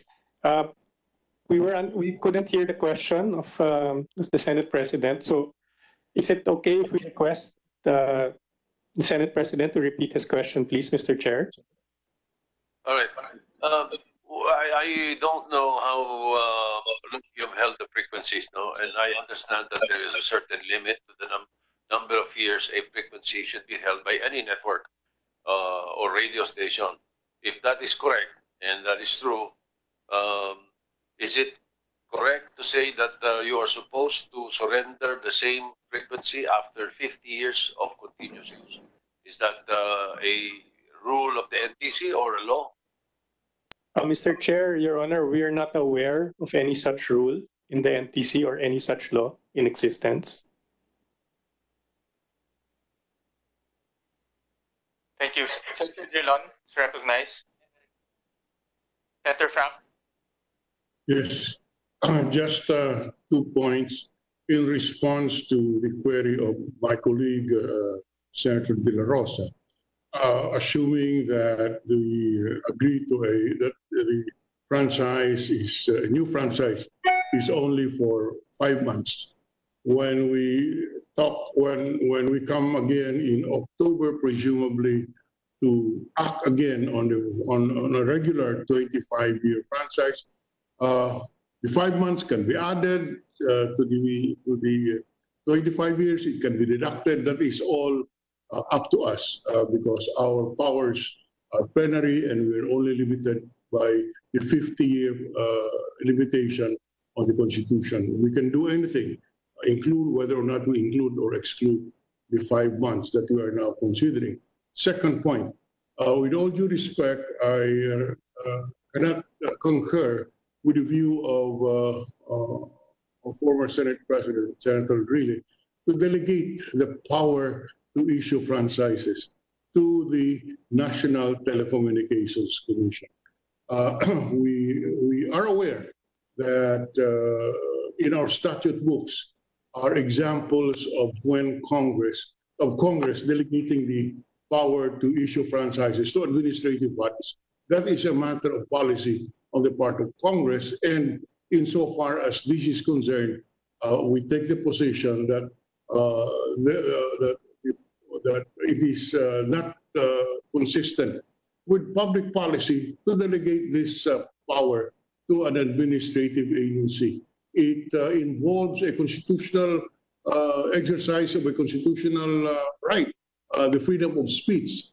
I would feel very uncomfortable to delegate this to the NTC, especially given our recent experience with the way NTC reneged on its promises to Congress to issue a provisional authority consistent with the practice in the past. Thank you, Mr. President. Thank you, Senator Drilon. Senator Pacquiao. Mr. Chairman, may I react to... Thank you, Mr. Chairman. Mr. Chairman, the 5 months provisional authority to air given to ABS-CBN, I think it's not enough kasi I don't get the logic giving a provisional franchise to ABS-CBN within 5 months while the application is pending to lower house in Congress. So hindi ko makita yung logic doon unless matapos yung deliberation ng renewal ng franchise within 5 months until October, then it's reasonable to give them a provisional authority to air and within 5 months.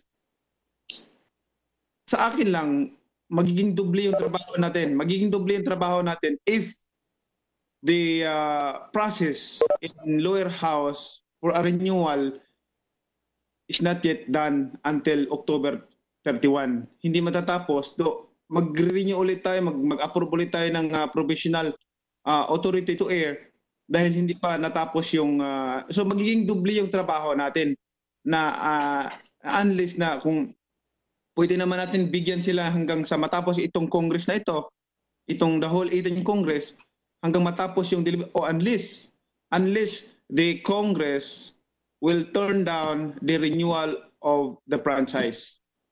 And that's the time we are going to tell the ABS, close na kayo, hindi na kayo pwede mag-air.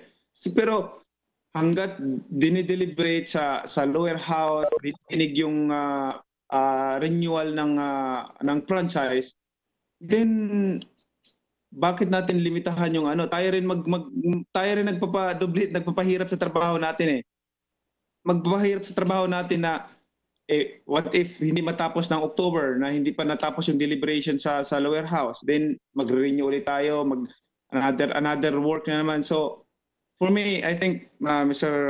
Chairman, my opinion is 5 months is not enough unless we will finish it until October 31. The Congress will finish it.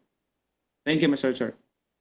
Thank you, Senator Pacquiao. And I'd like to have one last question with CJ Puno. So CJ, in other words, just to reiterate, a 5-month franchise is not unconstitutional, and it can be done through plenary. Yes, Mr. Chairman, the length of the provisional franchise is left to the discretion of Congress. So that's perfectly allowed by the Constitution. And the exercise of that power tells on the wisdom of Congress. And we know the jurisprudence that the exercise of wisdom by Congress cannot be questioned. It's a political question.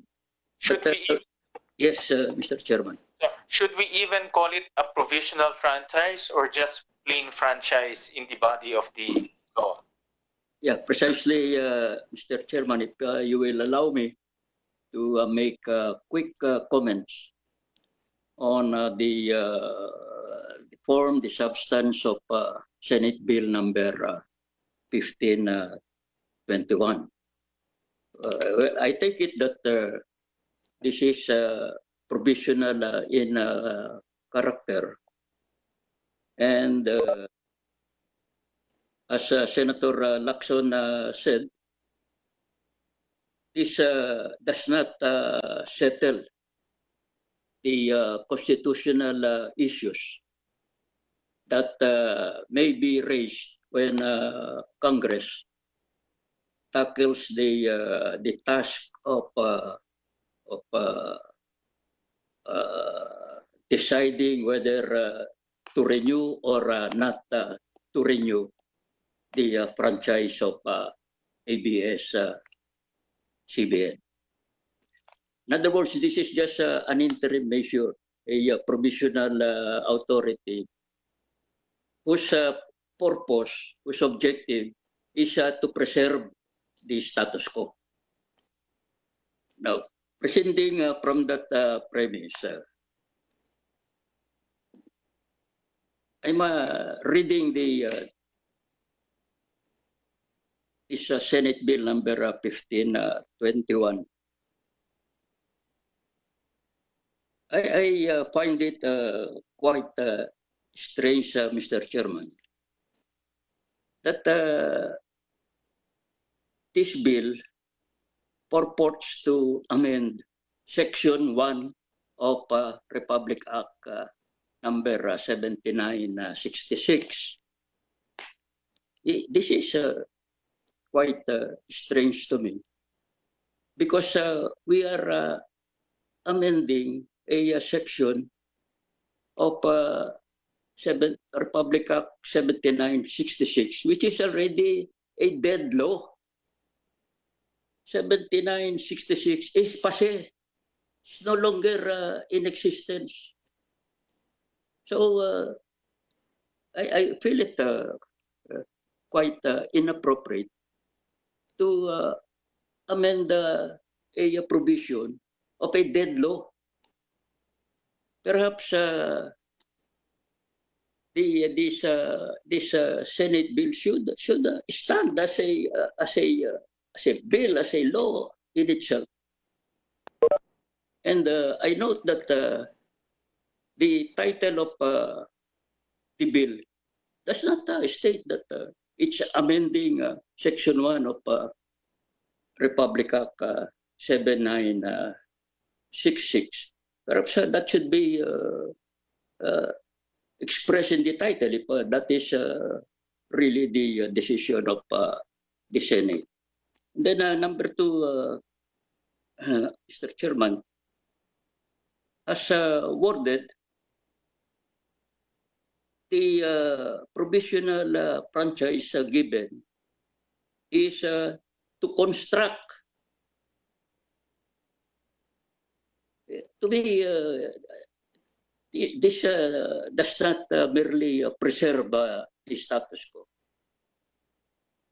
Perhaps it should be quite clear in the bill that this is just a provisional order to maintain the status quo, to maintain the frequency given to ABS-CBN. But to include in this provisional authority, the power to construct is to be not in accord with the purpose just to maintain the status quo. And then there is a section here, separability clause. There is no need for a separability clause. There is just essentially one provision in Senate Bill number 1521. So maybe we can take away this separability clause. That is all, Mr. Sir. Oh, before let me give some quick response to the observations of the Senate, former Senate President Drilon, and the reaction of Senator Drilon. There is the proposal that Congress should just, give the power to issue this provisional authority to the National Telecommunication Commission. Well, I see some legal difficulty there. The provisional authority is part of the lawmaking power of Congress. And we know that the power to make laws cannot be delegated to any other body or an agency like the NTC that belongs to the executive department. And then number two, it's not entirely correct to say that it's be exercising legislative powers. You look at the architecture of our Constitution. Yes, Congress essentially has that power to enact laws. That is the principal power of Congress. But look at the Constitution. Congress is also given the power to exercise non-legislative powers. For instance, when it conducts an investigation in aid of legislation, the conduct of an investigation is not strictly legislative. When Congress subpoenas a witness, he does not appear and is adjudged in contempt of court, that is an exercise of quasi-judicial powers. In the same way, you look at the architecture of power of the judicial. The power to interpret laws is the main power of the Supreme Court. But the Supreme Court is also granted the exercise of non-judicial powers. For instance, the power to supervise the IBP and others. Those are powers that are non-judicial in character. So it is, you look at the powers of the executive power. The president is given the main to execute the laws. But again, the executive is also granted the exercise of non-executive power. That is the architecture of power in the Constitution. And I submit that this should be taken consideration of. Mr. Chairman. Mr. Chairman. Mr. Chairman. Mr. Chairman. Mr. Chairman, will you allow me to react to Justice Puno and Senator Dillon? Mr. Chairman. Pansin ko lang, sir. Di ba? Mr. Chairman.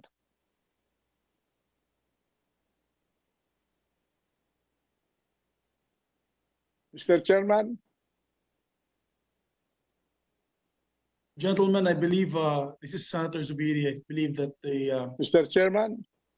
The session hall can't read us clearly. Mr. Chairman.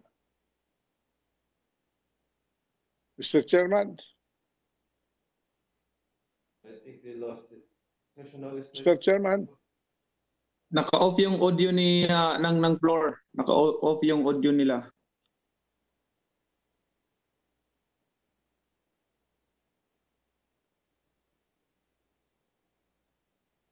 Mr. Chairman, I would like to react to the statement of Justice Puno and Senator Dillon, bearing on my statement to delegate the power to maintain the status quo to NTC.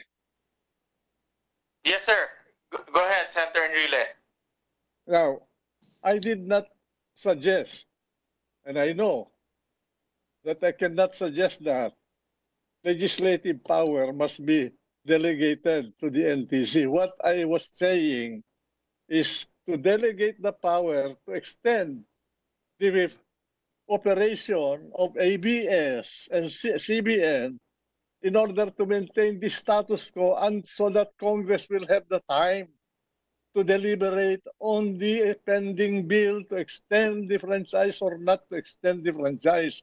They have misunderstood my suggestion. Please do not put something in my mind that is not there. I'm not delegating legislative power. I'm just telling you that amend the powers of NTC so that in a situation like what we have, which is a situation of first impression, they can extend the status quo in order to protect the interest of the business organization and its employees until Congress can finally make a decision. All right, thank you. Thank you, sir. Mr. President. Well taken, and we'll take note of that, sir. Senator Recto, and then Senator Aquino. Yes, thank you, Mr. Chairman. Mr. Chairman, I just wanted to put on record some of my observations. First, nothing prevents the Senate from extending the franchise beyond 5 months or even to adopt the 25-year normal length of a franchise. No? In this situation, we understand the reason why it is in October as far as the House is concerned. No? But assuming they pass that at October, but nothing prevents us in the Senate passing a regular franchise similar to what we've given to other TV stations or broadcasters, meaning to say it is 25 years. Then in the BICAM, there is still a process to follow. For all we know, we would be able to convince our colleagues in the House to once and for all address the issue and extend the franchise by 25 years. Now, it is also possible for political reasons that they convince us na hanggang October lang muna. Okay? So having said that, Mr. Chairman, I just wanted to put that on record that these are part of our options to once and hopefully once and for all settle this issue. Because even if we extend it for 1 more year, we will come back to this issue after a year. So maybe that is part of our option to pass a franchise 25 years, take it to the BICAM, then find out from our colleagues whether they are amenable or not. So it's just that, Mr. Chairman. Thank you very much. Thank you, Senator Recto. Father Aquinos, recognized. Father. Father.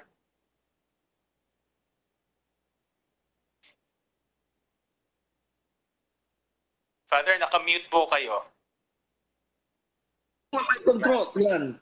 Yeah, okay now. Senator, in the first place, may I just make clear that all of this trouble we are having is because the control is apparently with the Senate floor. I cannot control my own mic here. Number two, the other thing I'd like to say, Senator, is whether it is a provisional franchise or not, it will still take the form of legislation. And so even if it is for 5 months or 6 months or half a year or a full year, it will have to take the form of legislation. I can see, at first I myself asked that question, why not yet a full franchise? But if there are outstanding issues that must yet be resolved and questions that the Congress or one of its chambers might like to be clarified about before it passes the final franchise, I can see the usefulness of granting a franchise that lasts for only, 5 months or 6 months or half a year. I also wish to register my concurrence with Chief Justice Puno that there is no point in amending the original charter of ABS-CBN. What will happen is that Congress must pass a new law which embodies the so-called provisional franchise. And with that manifestation, Your Honor, I respectfully ask to be excused now as I must attend to some other thing, thanking the Senate for having given me this privilege to address you all. Thank you, Father. Thank you very much for your participation and your comments. Senator, Senate President? Yes, thank you, Mr. Chairman. And again, thank you to Father Aquino. Just a short rewind to the original question on the issue of frequency. Would like to ask ABS-CBN, perhaps Carlo or Attorney Mayo may be able to answer. It has come to my attention also that the NTC, in their cease and desist order given, they had a clause asking you, or a show cause order on why the frequency should not be recalled. I think you were given 10 days. Have you answered their order already? Mr. Chair, may I request that Attorney Bautista be recognized? Yes, Attorney Bautista, you're recognized. Thank you, Your Honors. The cease and desist order directed us in the dispositive portion, and I quote, ABS-CBN Corporation is also hereby directed to show cause in writing within 10 days from receipt of this order why the above-mentioned frequencies assigned to it should not be recalled for lack of the necessary congressional franchise as required by law. Our 10th day ended last Friday, and we did file our show cause answer and compliance, Your Honors. Okay, you did. Yes, all right. Thank you. That's all, Mr. Chairman. Thank you. If I may add, Your Honors, please. Yes, go ahead, Attorney. Senate President Enrile earlier asked the question, what is the urgency, considering that there are a lot of radio stations available? May I please point out, Your Honors, that the cease and desist order includes both radio and television stations of ABS-CBN. It is not limited to Channel 2. In fact, there are 5 AM stations and 18 FM stations, which are located all over the country, some in extremely remote areas. Moreover, there are 42 TV stations covered, not just Channel 2. Again, these 42 stations are located in Luzon, Visayas, and Mindanao, some of them in remote mountainous areas and coastal areas. Finally, the order, the CDO, likewise covers 10 digital terrestrial television stations located as well in Luzon, Visayas, and Mindanao. So may I just correct the misimpression that the CDO merely covers TV stations, principally Channel 2. It does not. It covers the frequencies which are listed in the CDO order, and that highlights the urgency of our getting the franchise or getting back on the air for the reasons mentioned by Mr. Katigbak. Thank you, Your Honors. Thank you, Attorney. Any more questions from the body? Senator Angara. Thank you, Mr. Chair. I just want to confirm, maybe with our more experienced colleagues in the Senate, if it was really the practice to allow it seems, because I was furnished information that even in cases where franchises had lapsed, there were franchises, namely the CBCP franchise, Subic Broadcasting, Philippine Telegraph and Telephone Corporation, and Globe Innove Islacom, where they were allowed to operate up to the end of the congressional term or up to the point where the franchises were granted legislatively. So if that is the logic, if that is the existing practice and tradition, then it would make sense to allow ABS-CBN to operate till the end of the 18th Congress. So I want to solicit the opinion of our more experienced colleagues who perhaps have dealt with these questions in the past.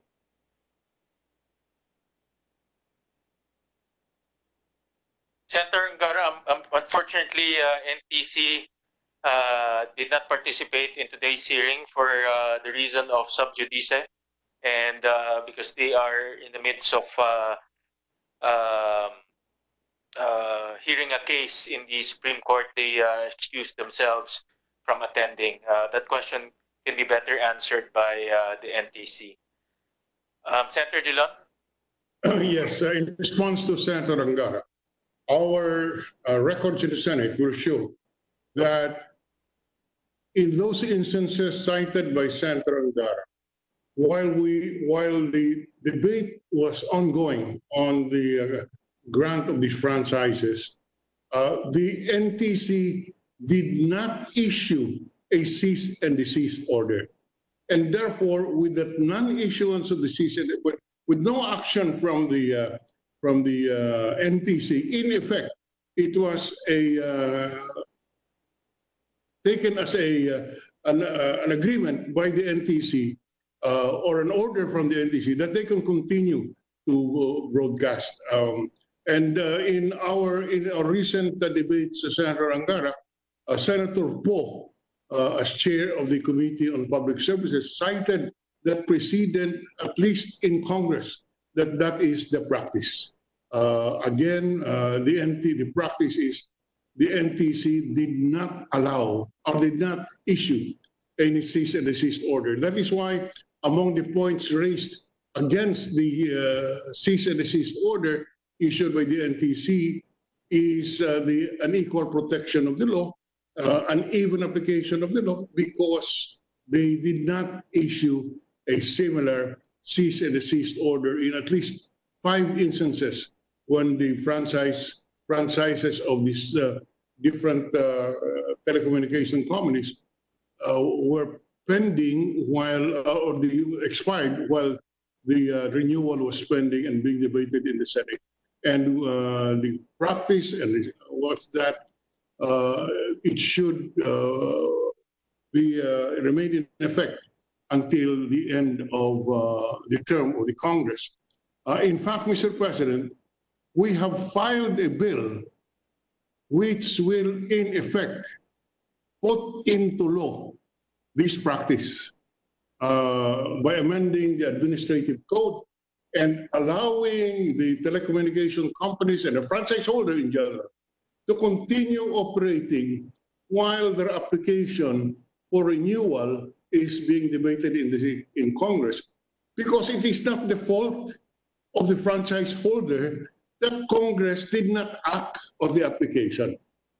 So that's the substance of the bill that we have filed, so that we can adequately address this issue should it again arise in the future. Thank you, Mr. President.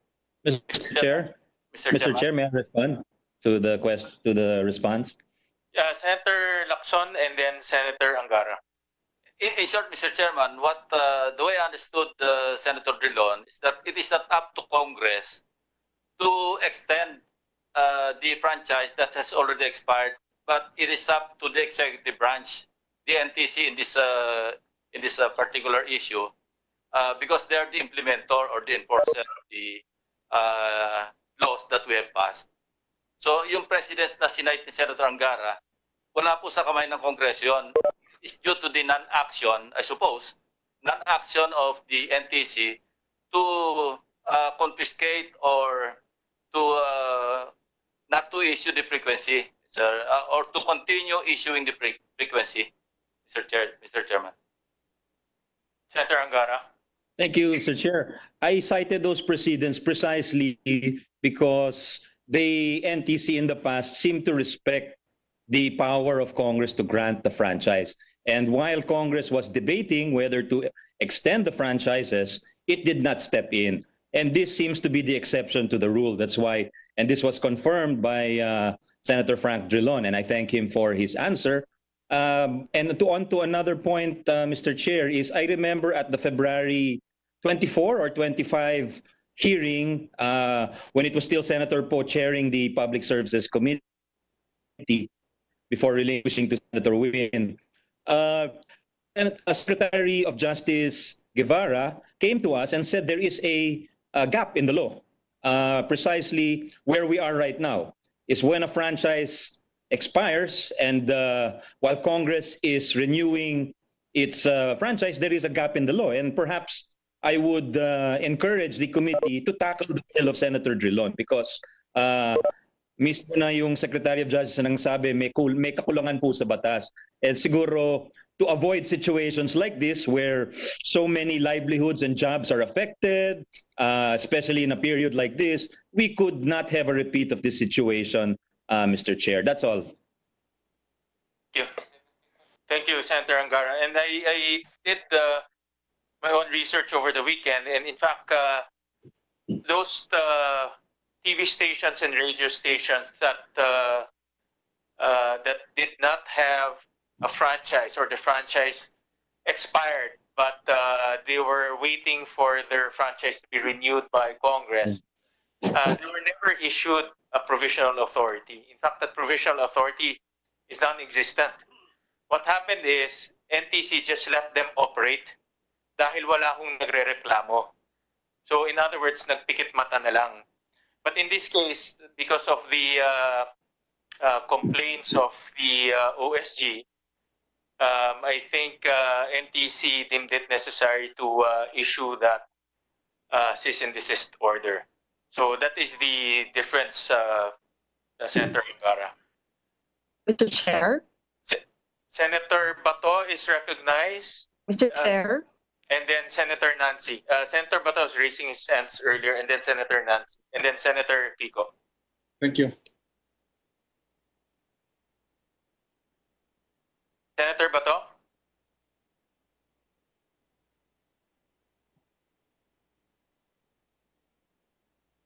Senator Bato? Is he there? Senator Nancy? Thank you, Mr. Chair. Since napag-usapan ng NTC ngayon, Mr.